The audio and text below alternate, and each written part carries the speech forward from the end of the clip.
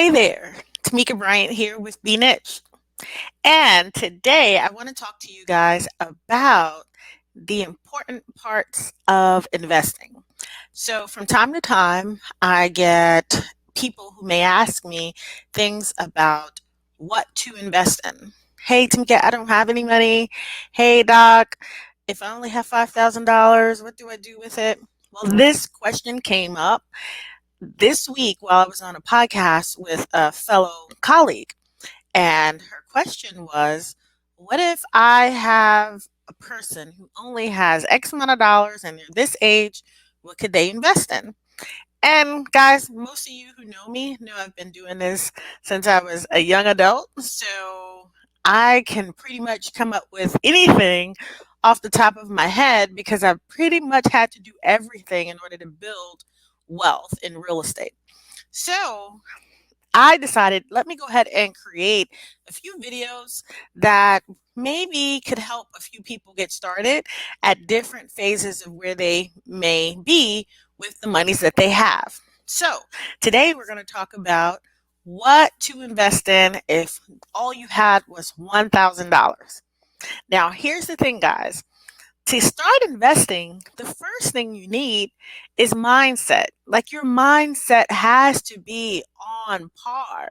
Like anything that you are doing, anything that is in your way and keeping you from building wealth needs to go. You have to get rid of those limiting beliefs. You have to get rid of the people who are around you who are saying this doesn't make any sense because here's what's at stake, guys. 1 in 10 people, 1 in 10 Americans, only one will actually be able to retire and who will retire wealthy. Those numbers have decreased.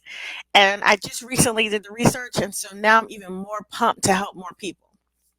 So, the first thing I would do, guys, is I have a free offer that's going on right now that you can start your LLC with no money out of pocket.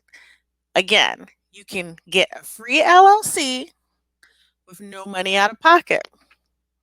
So that would be the first thing I would do is go ahead, sit down, figure out what you're going to call the name of your company. Because here's what $1,000 can do. $1,000 can get you a real estate focused company on the books, ready to go with an LLC so that you are professional and to start taking clients. Okay, so what would that look like? Now, for me, if I had only $1,000, I'm going to find a part in real estate of something that I enjoy doing. Now, if you haven't done it already, you can go and use part of that $1,000. Now use 10 of that dollars to get the book 114 Ways to Make Money in Real Estate. If you don't have it, there's one online. And then you can also find that I have free downloads in different places in different groups. So if you really can't afford the $10, reach out to one of my admins or something and they can probably connect you to one of the groups or put you on a list of when I do pass that book out. So again, you've got a free LLC that costs you zero. You've got $10 for the book. And in that book, the reason why I want you guys to look at that book is because there are all sorts of businesses and ways that you can make money in that book that does not require you to have a real estate license or anything. And so now, guys, we're at $990 left. What would I do with that $990? Okay, the next thing I'm going to do is after I found the name of the company and what I'm going to do after the book, I'm going to create that LLC. Now it's very easy for you guys to build a Facebook page. That also costs you zero. And then from there, order your business cards or get an online card or whatever small parts of the marketing pieces that you want to have that you can hand out. But for me, an example of what I would do is I may decide that in the book, maybe there's something like blogging I want to do. So I would start a blogging company for real estate agents. create my price list, and then go from there. So that's one thing I would invest in is I would invest in starting a small business that can support real estate. Now, here's another thing that you could do. When I was 18 years old, I brought a timeshare. And what people didn't realize that I did with that timeshare, that personal, I didn't look at it as a personal, purchase. I looked at it as a business purchase. So I thought about what would I want to do in the real estate realm that involved timeshares. Well, timeshares means that I could travel. Now, guys, remember all of these things that I'm doing and anything I'm spending, now that I have an official business with this LLC and I've started these things, I now have tax write offs. My tax benefits of having these write offs are going to be valued more than my $1,000. Okay. So you guys could actually go in and either get a timeshare that is someone in your family who doesn't want it, have them gifted to you, or like I said, don't pay more than $100 for a timeshare. Paying that $100 for that timeshare or not having to pay for it at all, and there are all kind of resources to get timeshares. You can go on um, eBay and find a timeshare that somebody is selling for $5, because a lot of people who own them from a personal standpoint.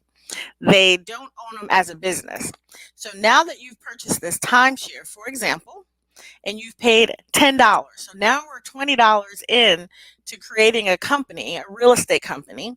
Maybe my timeshare company now, what it's designed to do is to help other business owners find timeshares for them. Now, here's the caveat, guys.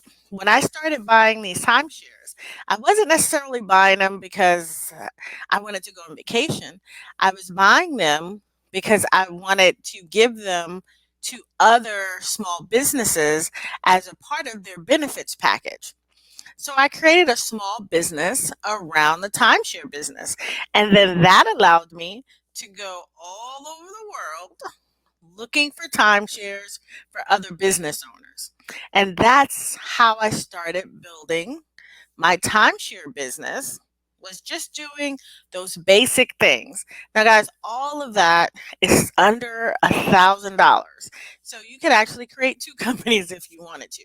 So again, if I only had and you only have $1,000, the things that people have to remember are the three C's. You want to make sure if you have credit, cash, or creativity. If you don't have credit or cash, which at 18 I didn't have either, didn't have a whole bunch of anything, but what I did have is I had creativity.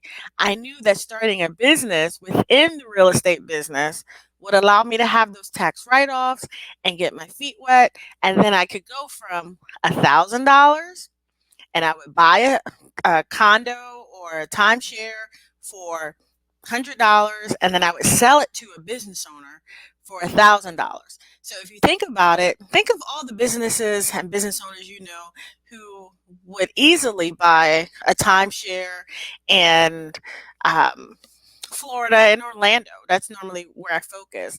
And then what they would do is they would use it as an incentive to send their employees who were doing a good job there. So they were not paying the 15,000. I was actually saving them a whole lot of money by finding them timeshares in which that they could buy and have the tax write-offs.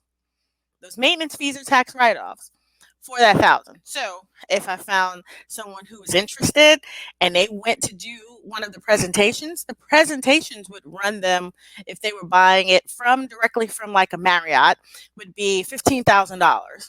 Okay, that was what they were going for the last time I was doing it. And I could find the exact same unit from somebody else who just didn't want it anymore for $1,000 or $2,000, and then I would turn around and sell it to the business owner for $3,000 or $4,000, and I just kept doing that and putting that money away, and that's how I started investing with $1,000 or less. So I hope that helps somebody out there. Again, it's not for everybody, but when you are trying to figure out how are you going to be in the real estate space, always remember you don't have to be and you don't have to go to real estate school to start investing in real estate. All right, talk to you guys later. Bye bye.